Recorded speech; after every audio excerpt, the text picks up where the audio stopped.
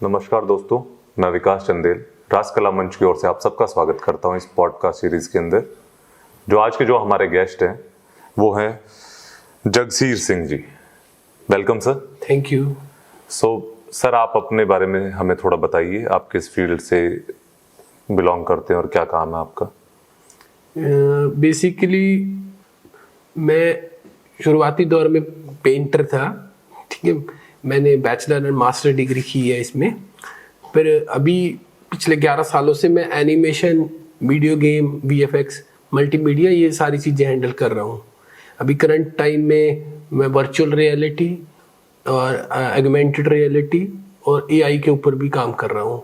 तो इस तरह के कुछ प्रोजेक्ट्स, और बीच में टाइम टू टाइम अलग अलग प्रोजेक्ट करता रहता हूँ। अभी मैं करंट टाइम में मैं सुपवा यूनिवर्सिटी है, दादा Laxmichand state university of performing and visual art, Rohtak, वहाँ पे एज ए असिस्टेंट प्रोफेसर पढ़ा रहा हूँ। ओके सर, आपने एआई की बात की, सो मैं जो जानना चाहता था एआई को लेके आपका क्या है कि वो फ्यूचर है या खतरा है, क्या है?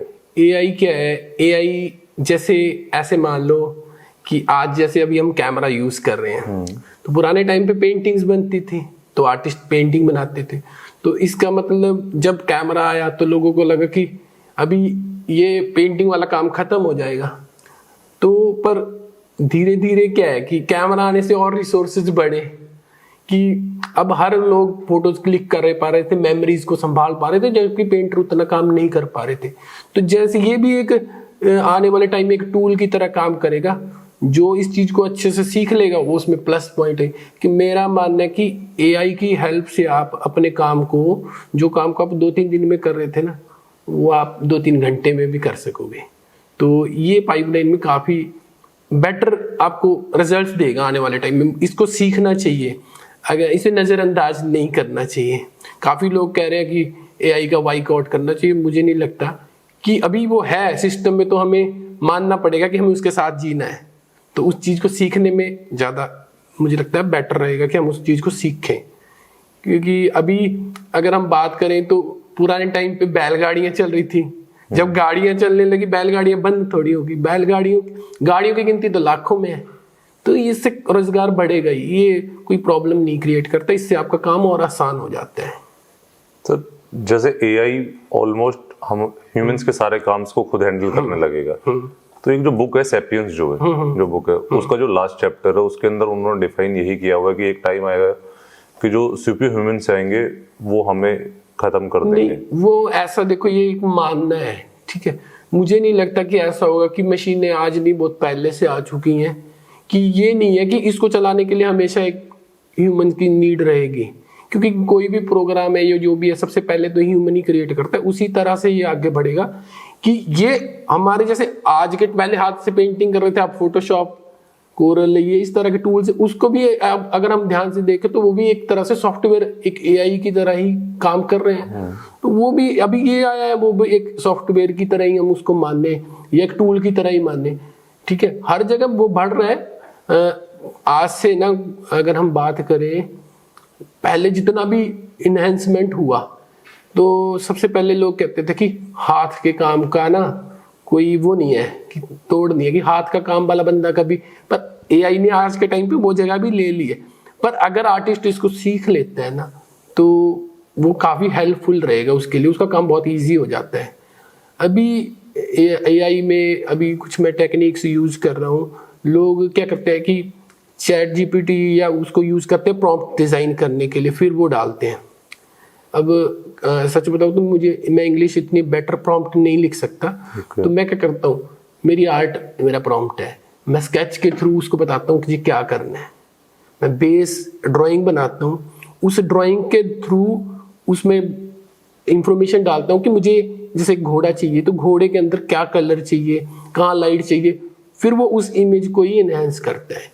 तो ये मैंने एक टेक्निक बनाई अपने हिसाब से जो इस तरह से काम कर रही है। तो मुझे लगता है कि आर्टिस्ट के लिए तो काफी बेनिफिशियल होगा ये। सर, आप जो काम करते हैं वो थिएटर में किस तरीके से हेल्प करता है या कर सकता है? हाँ, थिएटर में काफी हेल्प कर सकता है। जैसे कि आपके जो सेट वगैरह डिजाइन होते हैं तो वो इजीली डिजाइन करे जा सकते हैं। तो उसके थ्रू आप देख सकते हो, सब कुछ पहले से ही क्लियर कर सकते हो कि कहाँ से क्या चीज़ होगी, इवन के उसकी कितनी कॉस्ट आएगी, सब कुछ वहीं से निकाल सकते हो। एक पूरा सेट डिज़ाइन करके आप रेडी करके पहले से ही देख सकते हो। ये इसके लिए हम 3D यूज़ कर सकते हैं, 3D सॉफ्टवेयर्स हैं जो जैसे हम यूज़ करते हैं अभी, माया है, मैक्स है, ब्लेंडर है, उसके थ्रू आप 3D सॉफ्टवेयर के थ्रू पूरा सेट डिज़ाइन करोगे, लाइटिंग डिसाइड करोगे कौन से कलर की कहाँ से देनी है, और इवन क्या कि एक प्ले के पूरे एक्ट को भी बना के देख सकते हो। अभी एक मेरा स्टूडेंट है, उन्होंने एक कंपनी के साथ एक सॉफ्टवेयर डिज़ाइन किया था, कंपनी का नाम है रेप्लिकेंट। उसमें क्या है, उन्होंने जैसे हम बातचीत कर रहे हैं ना, इसी तरह के करेक्टर उन्होंने डिज़ाइन किया। उसमें हम करेक्टर डिसाइड कर सकते कि आपको कैसा करेक्टर चाहिए, पगड़ी वाला चाहिए, ये चाहिए।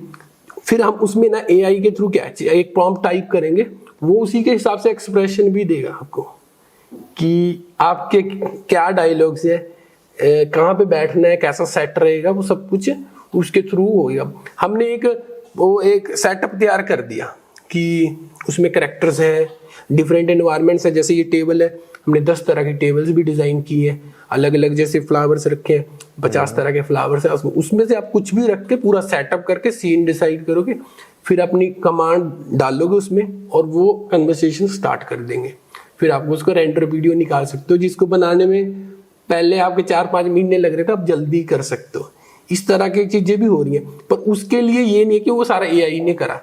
उसके लिए हमने एक लाइब्रेरी बनाई पहले कि उसमें 1000 कैरेक्टर्स पहले से डाल लें, नीड के हिसाब से जो चाहिए वो निकाल सकते हैं उसमें से। तो इसमें ऐसा तो नहीं कि एक्टर्स का जॉब खतरे में? नहीं, देखो ये चीजें कि खतरे में तो है, AI की वजह से भी काफी, आपको बताऊं तो अमेरिका में काफी वो हो रहा था कि काफी मेरे स्टूडेंट्स की जॉब्स गई स्टार्टिंग में AI की वजह से, क्योंकि स्क्रिप्ट भी राइट करके दे रहा है, सब कुछ राइट करके दे रहा था। पर इस चीज का अगर हम देखें तो इसका कोई हल नहीं है। हम वो ही है कि कबूतर की आंखें बंद करने से बिल्ली चली जाएगी, ऐसा तो नहीं हो सकता। तो हम अगर उस चीज को लर्न कर लेंगे, अच्छे से सीख लेंगे, तो मुझे लगता है कि हम उस एरिया में जैसे ना उसमें भी सरवाइव कर पाएंगे इजीली, और बहुत इजीली काम कर पाएंगे। क्योंकि उस चीज को ये नहीं है कि हम कहेंगे कि ये नहीं चाहिए वो बंद हो जाएगा, वो वैसा होने वाला नहीं है। क्योंकि काफी सारी इंडस्ट्री अभी इस पे पैसे लगा रही है, काफी सारी इंडस्ट्री ने, जैसे एक मूवी आई थी fast and furious, Alan Walker expire हो गए थे, लेकिन उन्होंने उसके जाने के बाद वो क्रिएट कर दिया पूरा का पूरा। उस चीज को बोलते हैं हम सिनेमैटिक, जैसे कैरेक्टर्स बनाते हैं हम, बिल्कुल रियल कैरेक्टर की तरह दिखते हैं। आजकल टेक्निक और आसान हो गई है।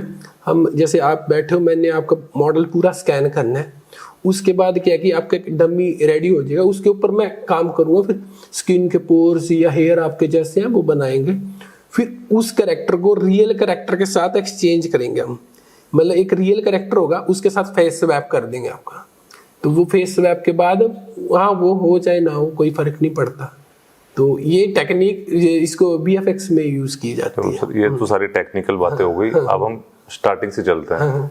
मैंने आपको एक हल्का छोटा सा इंट्रो वीडियो देखा, उसमें वो था कि आप एक खाती फैमिली से बिलोंग करते हैं।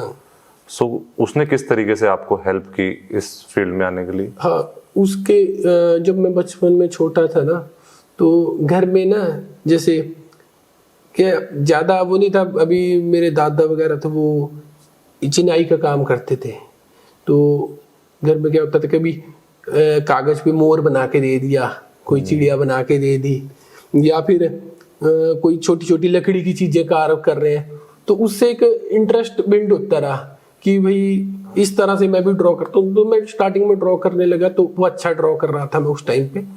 धीरे धीरे उस टाइम पे 90th सेंचुरी, ये है 1995 की बात, तब वीडियो गेम का धीरे धीरे क्रेज शुरू हुआ था। तब मुझे काफ़ी इंटरेस्ट आने लगा कि ये कुछ नई चीज़ है। तब से मेरा इंटरेस्ट पैदा हुआ कि ड्राइंग तो मैं पहले से ही कर रहा था, पर इंडिया में तो उस टाइम पे वीडियो गेम्स का या एनिमेशंस का कुछ था नहीं। तो उस टाइम पे मुझे सबसे नज़दीक जो लगा था कि मैं पेंटिंग करके वो कैरेक्टर्स बनाता था, जो मुझे जैसे हम बात कर रहे थे टर्मिनेटर मूवीज के अंदर था ना, वैसे कुछ बनाऊं। तो फिर उससे मेरा इंटरेस्ट बिल्ड होता गया कि मुझे ऐसी साई-फाई चीज़ें अच्छी लगती थी। तो शायद मे बी वहां से ये चीज स्पार्क हुई और मैंने धीरे धीरे पेंटिंग करना स्टार्ट किया, फिर बैचलर मास्टर्स इन पेंटिंग करा। तो फिर इससे क्या हुआ कि उस टाइम पे एनिमेशन का था नहीं, इस वजह से मुझे पेंटिंग में करा। फिर धीरे धीरे मैं चंडीगढ़ में जब रह रहा था, मुझे मौका मिला एनिमेशन और मूवीज के अंदर भी काम करने का, साथ काम करने का। तब फिर मैंने इस ट्रैक को पकड़ा। मैंने स्टार्टिंग में एक कनाडा की कोई कंपनी थी, उनके लिए कॉमिक्स डिजाइन किए। वो थोड़ा सा उस तरफ जा रहा था, जैसे गेम की तरफ, कैरेक्टर डिजाइन करने, हमें एक स्टोरी बनानी है। फिर मूवीज के लिए, एड्स के लिए स्टोरी बोर्ड बनाए। ऐसे से चला ये। आपने जॉर्जिया में भी किसी कंपनी के लिए काम किया? हाँ, वो मैंने बीच में काफी कंट्रीज में मैंने काम किया एज ए फ्रीलांसर। फ्रीलांसर में काम करता था कि वो मुझे कोई प्रोजेक्ट देते हैं तो मैं उसको वो क्रिएट करके देता हूँ। मैंने बीच में इवन सोमालिया के कुछ क्लाइंट्स थे, उनके लिए भी किया। ये रशिया के क्लाइंट्स थे, उनके लिए भी किया। कुछ क्रिश्चियन पेंटिंग्स बनानी थी, तो मैंने वो काफ़ी सारी ऐसे प्रोजेक्ट्स किए हैं। तो प्रोजेक्ट आपने यहीं से अपने आप आते हैं वो। अच्छा। वो हम, जैसे मैं स्टूडेंट को भी यही प्रमोट करता हूँ कि अपने काम को ना इंटरनेट पे स्टार्टिंग से ही डालना शुरू करो। ताकि जब तक 4 साल में आप पास आउट हो गए तो इंटरनेट पे आप एक ना आपका नाम आने लगेगा धीरे धीरे, जैसे जैसे लोग आपके बारे जानते जाएंगे या लोग आपको देखते रहेंगे, आपके काम को लाइक करेंगे। जब 4 साल बाद आप बाहर निकलोगे तो आप इंटरनेट पे अपना नाम लिखोगे और आपका काम दिखेगा आपको। बिल्कुल। तो उसके लिए टाइम लगता है कि वो ट्रैफिक को आपके साथ जुड़ने में टाइम लगता है। तो ये इस तरह से चला। तो अपने आप लोग काम देखते हैं और ढूंढते हैं, मैसेज आता है तो हम काम कर देते हैं। तो इस तरह से ये चलता है। कभी ऐसे नहीं कि किसी के थ्रू नहीं आए, वो अपने आप ही आए हैं, इंटरनेट के थ्रू ही। मैं एक पर्सनल सवाल पूछना चाहता हूँ आपसे कि आपको स्टैमरिंग की प्रॉब्लम रही है पहले? किस चीज की? स्टैमरिंग, जो बात करते टाइम हल्का हल्का जो अभी आ रहा हो, क्या पहले थी वो? मुझे नहीं पता, ये पहली बार आपने बोला, शायद आपने ऑब्जर्व किया मे बी। ओके, मुझे लगा कहीं पेंटिंग वगैरह आप इसीलिए उस साइड ज्यादा रहे हो। नहीं, वो मुझे एक चीज ये लगती है कि जितने भी लोग ये आर्ट फील्ड में होते हैं ना, कुछ ना कुछ चीजें होती है पीछे जो चल रही होती है। अभी मुझे भी नहीं ध्यान होगा वो क्या चीजें होंगी जिसकी वजह से उनका इंटरेस्ट आर्ट की तरफ ज्यादा बढ़ जाता है। क्योंकि वो कई बार वो उन चीजों को ना आर्ट के थ्रू मिटाते, मतलब दबाते हैं। जैसे आर्ट के थ्रू अपनी सारी फीलिंग्स निकालते हैं। शायद आपने भी ये चीज फील की होगी। ये होता है पीछे। मे बी हमें वो चीजें नहीं याद होंगी, अपनी मेमोरी में कहीं ना कहीं होंगी वो, जिसकी वजह से हमें ये चीज निकलती है। तो मे भी होगा पीछे कुछ, अभी मुझे ध्यान में नहीं है क्या हो सकता है ये। तो मेरा एक और सवाल, जैसे बाकी और जितने भी आर्ट के सेक्टर्स हैं, वहाँ फाइनेंस वगैरह में काफी स्ट्रगल करता है आर्ट। आपके सेक्टर में है ऐसा? नहीं, मुझे देखो, मेरा एक चीज का मानना है कि अगर आपका काम अच्छा है ना तो आप कहीं भी सरवाइव कर जाओगे और अच्छा अर्न कर लोगे, कोई प्रॉब्लम नहीं होगी। सबसे इम्पोर्टेंट होता है एक आर्टिस्ट के लिए उसका पोर्टफोलियो, कि आपका पोर्टफोलियो जितना स्ट्रांग है। हम कमर्शियल आर्टिस्ट की तरह काम करते हैं। कमर्शियल का मतलब हमारे लिए हमेशा क्लाइंट्स होते हैं आगे, ठीक है। एक आर्टिस्ट होता है जो सिर्फ पेंट करता है और उसको एग्जीबिशन के अंदर लेके जाता है। उसमें क्या होता है कि आपका काम सेल हो या ना हो, मे बी मुझे ऐसा लगता है कि जरूरी नहीं आपका काम सेल होगा, पर जब मेरे पास आगे एक क्लाइंट है जिसके लिए मैंने काम करना, तो उसके बदले में मुझे वो कुछ अमाउंट देगा ही। तो इसमें क्या है कि अगर आपका पोर्टफोलियो अच्छा है तो आपको अच्छे क्लाइंट मिल जाते हैं।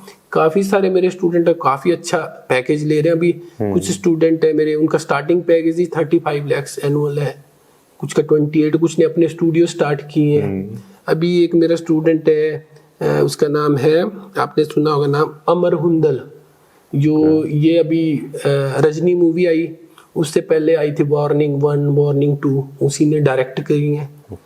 मंजे बिस्तरे पंजाबी मूवी आई, उसमें असिस्टेंट डायरेक्टर रहा वो। अभी खुद के उस पे प्रोजेक्ट्स पे काम कर रहा है। अभी एक और मूवी बना रहा है धन्ना भगत, उस पे भी काफी अच्छी वो मूवी बना रहा है अभी। तो इस तरह की चीजें चलती रहती हैं। तो अगर आपका पोर्टफोलियो अच्छा है तो आपका काम मिल जाएगा, इसमें कोई। कॉलेज टाइम पे मेरे सीनियर था, जब हम मुझसे पूछते थे कि भाई पैसे कैसे कमाने हैं, तो वो बोलते थे कुछ नहीं करना, तुम्हें प्रैक्टिस करनी है बस, पैसे अपने आप आएंगे। तब मुझे लगता था ये सिखाना नहीं चाहता। अच्छा। इस वजह से ये ऐसा बोलते हैं कि भाई ये कि भाई इसको सिखाना पड़ेगा, इसको ऐसे बोल के टरका दो। तो बाद में मुझे पता चला वो सच्ची बोलता था कि आप प्रैक्टिस करो, रियाज करो, पैसे अपने आप आते रहेंगे, कोई प्रॉब्लम नहीं होगी। तो मुझे ऐसा लगता है। आप 11 साल से एज असिस्टेंट प्रोफेसर काम कर रहे हैं। हाँ जी। तो आप बता रहे थे कि उसमें आप अकेले ही पूरा मैनेज करते डिपार्टमेंट। हाँ, मेरे पास स्टार्टिंग में जब ये दादा लक्ष्मी चंद यूनिवर्सिटी मैंने ज्वाइन की थी तो वहाँ पे सिर्फ 3 स्टूडेंट्स थे। उसमें से भी 2 ड्रॉप आउट करके थे, 1 बच्चा रह गया था। तो उसके बाद अब मुझे मौका मिला था अपने सपने को सच करने को, क्योंकि मैं हमेशा से चाहता था कि ऐसी एनिमेशन एक जगह हो जहाँ पे ना जो मैं चाह रहा था हाई लेवल का वो सिखा सकूँ, मुझे वैसे इक्विपमेंट्स मिले। तो यूनिवर्सिटी में भी काफ़ी हेल्प करी मेरी, उन्होंने जो भी इक्विपमेंट्स हमने कहे वो सारे हमारे पास आए, जब यूनिवर्सिटी ने हमें ला के दिए। अभी हमारी यूनिवर्सिटी में काफ़ी अच्छा इंफ्रास्ट्रक्चर है, इवन हर स्टूडेंट के लिए लगभग 2 लाख रुपीज़ या 2.5 लाख रुपीज़ का पीसी है, जो जितने मेरे पास स्टूडेंट हैं। तो काफ़ी एक गवर्नमेंट यूनिवर्सिटी के लिए काफ़ी बड़ी बात हो जाती है। तो क्या था, तो वहाँ पे अभी पहले 3 स्टूडेंट थे, फिर उसकी सीट्स हमारे पास 10 थी, तो अगले साल 10 भी फिल होगी, तो कई साल 10 चली फिल होगी, फिर हमने 15 कर दी, 15 भी फिल होगी, फिर 20 कर दी, 20 अभी 26 स्टूडेंट्स हैं, वो भी पूरी फिल है। तो अभी मेरे पास 3 बैचेज हैं, 2nd, 3rd, 4th, क्योंकि फाउंडेशन हमारा कॉमन एक रहता है कि सबको कॉमन चीज़ें सिखाई जाती हैं। तो लगभग मेरे पास 75 से लेके 80 के करीब स्टूडेंट्स हैं। तो अभी मैं ही सिखाता हूँ उनको। स्टार्टिंग में क्या होता है, ड्राइंग से लेके कि कैरेक्टर पेंट कैसे करने हैं, कैरेक्टर के कपड़े कैसे होंगे, ये सारी चीज़ें। फिर 3D में जाते हैं कि कपड़े उस कैरेक्टर का 3D स्कल्प्ट कैसे बनेगा कि आप चारों एंगल से उसको देख सको। उसके कपड़े 3D में कैसे बनेंगे, जैसे अभी आपने जीन्स की शर्ट डाल रखी है, इसका टेक्सचर कैसे आएगा, वुड का टेक्सचर कैसे आएगा, फिर लाइटिंग, फिर रिगिंग, एनिमेशन, रेंडरिंग, वो सब कुछ उसमें आता है। अभी तो जैसे वीडियो गेम्स का सिखा रहे हैं, उसमें लेवल डिज़ाइनिंग, जैसे अभी PUBG गेम खेलते हैं उसके अंदर जो लेवल डिज़ाइन होता है। काफ़ी सारे स्टूडेंट, अभी एक स्टूडेंट है उसने अभी इसमें काम किया है, शायद आपने FIFA 25, FIFA 24, FIFA 23 जो गेम्स, हाँ इस गेम्स में उन्होंने इसके अंदर सारा काम किया, शूज वगैरह सारे डिजाइनिंग, उनकी ट्रॉफीज। इवन अभी एक गेम आया था WWE 2 के 24, 23, 25, इसमें सब में डाइवलो में, तो काफी अच्छी जगह ये भी स्टूडेंट्स काम कर रहे हैं। तो इस तरह से चलता है। तो बेसिकली ये कि अगर इस कोर्स को करते हैं तो प्लेसमेंट हो नहीं, अगर आपका पोर्टफोलियो अच्छा होता है, अगर आप सही से मेहनत करोगे, पोर्टफोलियो अच्छा बनेगा, तो आपको अच्छी कंपनी इजीली पिक कर लेगी। और अब धीरे धीरे लोगों में अवेयरनेस फैल रही है। अभी रोहतक में यही है कि लोग कम आ रहे हैं। मैं इस इंटरव्यू के थ्रू भी यही मैसेज देना चाहूंगा कि इतना अच्छा इंफ्रास्ट्रक्चर, इतनी अच्छी जगह आपको मुझे नहीं, और इतने कम पैसे में मुझे नहीं लगता आपको कहीं भी मिलेगी, क्योंकि 40,000 रुपीज फीस है सिर्फ 1 साल की। अब बाहर जाओगे 3-4 लाख रुपए से कम नहीं आपको कहीं भी मिलेगा, और इतने कम में आपको ये कोर्स सीखने के कहीं नहीं मिलेगा। तो ये और इतना अच्छा एनवायरनमेंट, तो इसके थ्रू ये भी मैसेज देना चाहूंगा कि कोई लोग ज्वाइन करना चाहे तो वेलकम। डेफिनेटली। अब लास्ट में राजकला मंच के बारे में भी 2 शब्द बोल दीजिए। कैसा लगा आपको यहाँ? मुझे काफी अच्छा लगा कि आपने इतना अच्छा इनिशिएटिव लिया।